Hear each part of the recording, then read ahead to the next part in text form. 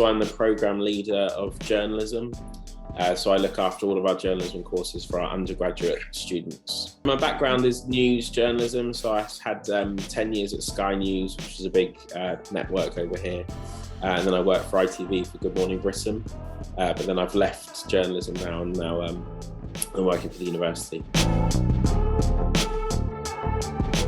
So basically we have, it's a very practical course at Winchester. So we have a weekly news day. So we run the course as if it's a live operating industry journalism newsroom. And so every week the students put together a news program. So it might be radio or podcast, or it might be television. And so we use TinkerList all the time with them. So they use it to plan their stories. They use it for their production meetings. We then use it when we're doing the news day with scripting, auto cue, checking stories in the system. So it's integral to how we do journalism now at Winchester. As part of our undergraduate degrees, we have sports journalism, music journalism, entertainment journalism, and just normal journalism. And all of those students come into the same group on our news days. So we run it very much like you would any sort of news network. So you have showbiz reporters, with sports reporters, with politics reporters, and so they all use TinkerList. They all build the program together. We have a weekly program, but the students will use it more than once a week, because they'll be working on their stories throughout the week. So they'll be building their items and their scripts, and we have a news conference on a Monday as well, where we go through the running order of the show, which is on a Tuesday. So we use TinkerList as a group on a Monday as well.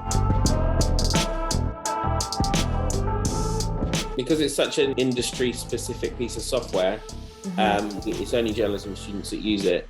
And it's one of the things that we're kind of most proud of, actually, because it really gives our students a chance to work with something that's of a really high industry standard. So when they go out into the kind of working world, then they use this kind of cloud-based rundown software, which you're seeing more and more media companies using in the UK.